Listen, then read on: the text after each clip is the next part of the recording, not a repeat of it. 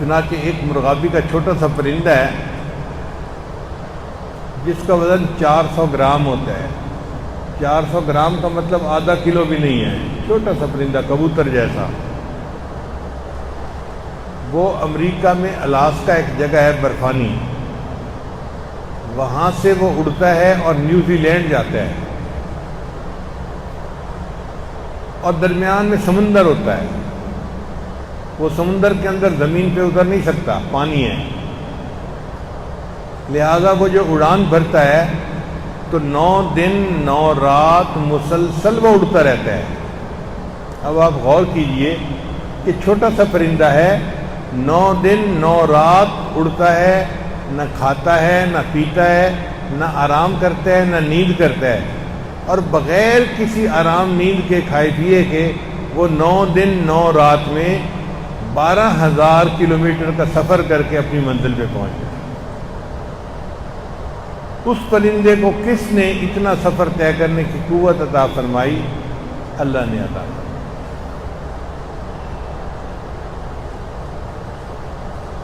چنانچہ گدھ ایک پرندہ ہے، افریقہ میں ایک گدھ پائی جاتی ہے، اس کا نام ہے روفیل گریفن. یہ گدھ اڑتی ہے اور 37,000 فٹ کی بلندی پہ جاتی ہے. 37,000 فٹ کی بلندی پہ چلی جاتی ہے. وہاں پہ سرد ہوا کی لہریں ہوتی ہیں. یہ ان لہروں کے درمیان اپنا سفر کرتی ہے اور اپنی منزل پہ پہنچ جاتی ہے. وہاں پہ ٹیمپریچر -50 ڈگری سینٹی گریڈ ہوتا ہے. 0 پہ تو برف جمتی ہے، تو -50 ڈگری سینٹی گریڈ پہ تو پتہ نہیں کیا کچھ جم جائے. یہ اس ٹیمپریچر پہ جا کے پھر اپنے سفر کرتی ہے، اور اتنی بلندی پہ آکسیجن 10% رہ جاتی ہے. جو لوگ پہاڑوں پہ چڑھتے ہیں وہ 15-20 ہزار فٹ کی بلندی پہ جاتے ہیں تو آکسیجن وہاں پہ 10% رہ جاتی ہے، 100 میں سے 10%. تو ان کو سلنڈر اپنے ساتھ لے کے جانے پڑتے ہیں. وہ اوپر جا کے سانس سلنڈر سے لیتے ہیں. اگر سلنڈر سے سانس نہ لیں تو دم گھٹ کے مر جائیں گے. آپ بتائیے، اگر 15-20 ہزار کی بلندی پہ ان کو آکسیجن کی ضرورت پڑتی ہے تو اس گدھ پرندے کو 37,000 فٹ کی بلندی پہ کون آکسیجن پہنچا رہا ہے؟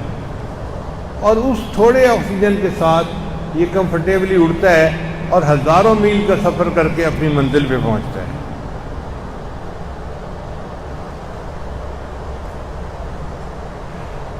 جاپان کے قریب ایک کھائی ہے، یعنی سمندر عام طور پہ تو چند کلومیٹر گہرا ہوتا ہے، لیکن وہ کھائی زیادہ کھڈا جیسے ہوتا ہے نا، گڑھا بن جاتا ہے، ایسے گڑھا بن گیا ہوا ہے. اس کا نام ہے ماریانا کھائی.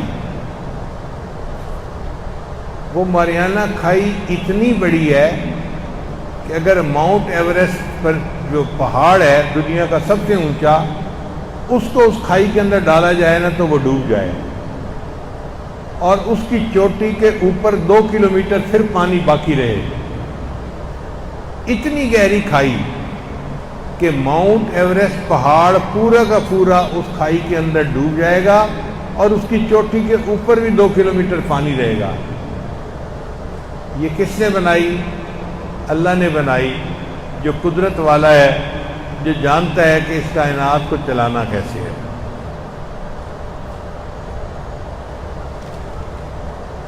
جب اللہ تعالیٰ نے فرعون کو پانی میں ڈبویا تھا تو ڈوبتے ڈوبتے فرعون نے دعا مانگی تھی کہ اے اللہ میں موسیٰ اور ہارون کے رب پہ ایمان لایا. تو اللہ نے فرمایا کہ نہیں، الآن اب دیر ہو گئی، اب تیرا ایمان قبول نہیں. پھر اللہ نے فرمایا کہ آج تیرے جسم کو ہم نجات دے دیں گے. الیوم ننجیک ببدنک لمن خلفک آیا، تاکہ بعد میں آنے والوں کے لیے تیرا جسم جو ہے وہ عبرت کی نشانی بنے. لشکر بھی ڈوب گیا، فرعون بھی ڈوب گیا، اور یہ سب پانی کے اندر رہے.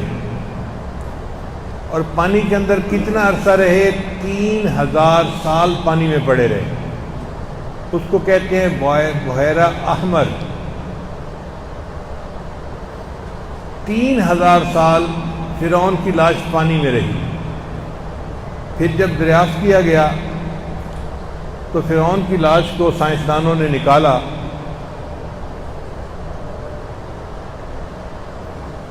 اور انہوں نے دیکھا کہ اس کی لاش بالکل ٹھیک ہے، کوئی اس کو کیمیکل نہیں لگا ہوا، کوئی اس کو محفوظ کرنے کے لیے چیز نہیں لگی ہوئی۔ پانی میں 3000 سال تک ایک لاش کیسے ٹھیک رہ سکتی ہے؟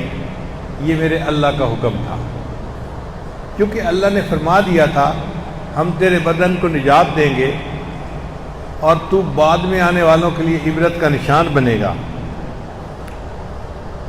چنانچہ آج بھی فرعون کی لاش مصر کے عجائب گھر میں پڑی ہے، اور دیکھنے والے کے لیے عبرت کا نشان ہے کہ اللہ نے اپنی بات کو کیسے پورا کر دکھایا۔ یہ تو تھیں خارجی نشانیاں جو ہم اپنے باہر دیکھتے ہیں، کچھ ہوتی ہیں داخلی نشانیاں، بندے کے اندر بھی داخلی نشانیاں ہیں۔ ان میں سے ایک نشانی یہ ہے کہ اللہ نے انسان کو دماغ عطا فرمایا۔ دماغ جو ہے یہ 73% پانی ہے اور 16% یہ چربی ہے۔ 1 کھرب نیورون کے ساتھ 10 کھرب گیل خلیے ہوتے ہیں۔ یہ جو نیورون ہیں یہ انفارمیشن پاس آن کرتے ہیں، اور جو دوسرے خلیے ہیں وہ انفارمیشن کو پروسیس کرتے ہیں۔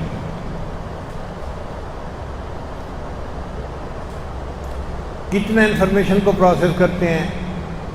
1 سیکنڈ میں انسان کا دماغ جس کام کو کر لیتا ہے، اس کو کرنے کے لیے جو اس وقت دنیا میں سب سے فاسٹ کمپیوٹر ہے اس کو سپر کمپیوٹر کہتے ہیں، تو 40,000 کمپیوٹر مل کر کام کریں تو 40 منٹ میں جا کے وہ اس بات کو پروسیس کر سکیں گے جس کو دماغ 1 سیکنڈ میں پروسیس کر لیتا ہے۔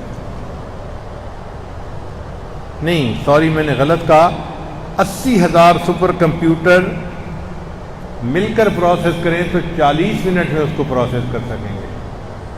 اب بتائیے دماغ کی کتنی قوت ہے، 1 سیکنڈ میں وہ اتنی انفارمیشن پروسیس کر لیتا ہے کہ جس کو پروسیس کرنے کے لیے 80,000 سپر کمپیوٹر چاہیے، اور ان کو بھی 40 منٹ لگیں گے اس کو پروسیس کرنے میں۔ انسان کا دماغ 10 واٹ کی بجلی سے چلتا ہے، اور دماغ کی جو میموری ہے وہ 25 لاکھ جی بی ہے۔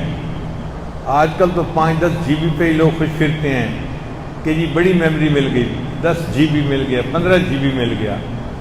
دماغ کی میموری 25 لاکھ جی بی ہے جو اللہ نے بنایا ہے۔ تو یہ دماغ اللہ کی نشانیوں میں سے ایک نشانی ہے۔ جتنا ہم اس پر غور کرتے ہیں ہمارا دل گواہی دیتا ہے کہ واقعی ایسے دماغ کو بنانے والا اللہ خود کتنا عقل مند ہوگا، وہ خود کتنی صفات کا حامل ہوگا۔ پھر اس کے بعد انسان کی آنکھ۔ انسان کی آنکھ کا قطر 1 انچ ہے، اور آنکھ کا وزن 56 ملی گرام ہوتا ہے۔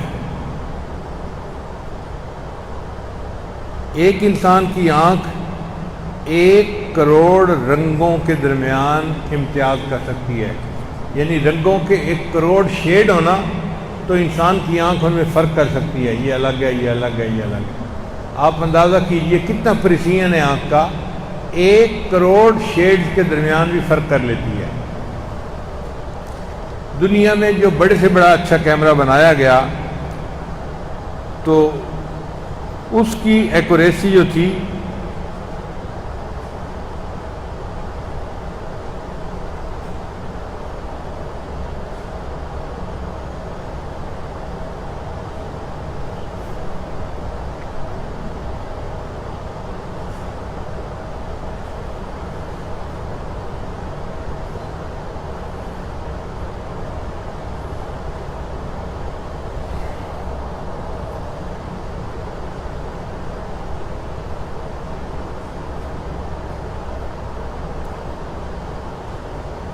وہ 12 میگا پکسل کا کیمرہ ہوتا ہے. 12 میگا پکسل، اس کی جو پرسین ہوتی ہے نا وہ 12 میگا پکسل ہوتی ہے. اور انسان کی آنکھ کی پرسین 576 میگا پکسل ہوتی ہے. اللہ اکبر کبیرہ. ایک آنکھ میں 20 کروڑ سے زیادہ کام کرنے والے حصے ہوتے ہیں. آنکھ کے اندرونی پٹھے دن میں 10 لاکھ مرتبہ حرکت کرتے ہیں. ہمیں تو پتہ نہیں چلتا، لیکن ہماری آنکھ کبھی ادھر دیکھ رہی ہوتی ہے، کبھی ادھر، کبھی اوپر، کبھی نیچے، تو آنکھ ہل رہی ہوتی ہے. تو سائنسدانوں نے کہا کہ آنکھ کے اندر کے جو پٹھے ہیں وہ ایک دن میں 10 لاکھ مرتبہ حرکت کرتے ہیں. اور آنکھ تھکتی نہیں ہے کہ جی اب میری آنکھ تھک گئی ہے میں بند کر کے پڑا ہوا ہوں. اتنی حرکت کرنے کے باوجود بھی آنکھ جو ہے وہ اپنی حرکت کے لیے موجود ہوتی ہے، فریش ہوتی ہے.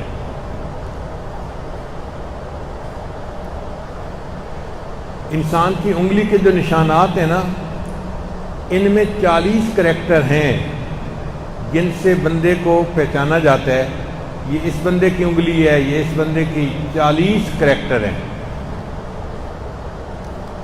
اور انسان کی آنکھ میں 256 کریکٹر ہوتے ہیں جو ایک دوسرے سے مختلف ہوتے ہیں. اسی لیے سیکیورٹی میں انگلی سے پہچان کرنے کے بجائے آنکھ سے پہچان کرنے کا طریقہ زیادہ مقبول ہے. آج کل بیرون ملک کا جب سفر کیا جاتا ہے نا تو کئی جگہوں پہ تو انگلی کا نشان لیتے ہیں اور کئی جگہوں پہ آنکھ کا فوٹو لیتے ہیں. تو بندہ حیران ہوتا ہے جی آنکھ کا فوٹو کیا لیں گے. آنکھ میں 256 کریکٹر ہوتے ہیں جس کی وجہ سے ایک بندے کی آنکھ کو دوسرے کی آنکھ سے پہچاننا بہت آسان ہوتا ہے. ایک لمحے میں پہچان ہو جاتی ہے یہ بندہ اور ہے اور یہ بندہ اور ہے.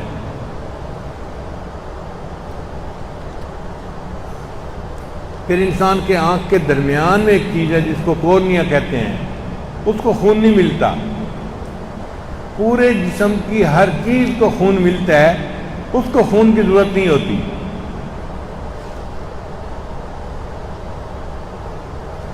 مگر اس کو فکس کرنے کا طریقہ آج تک انسان نہیں جان سکا.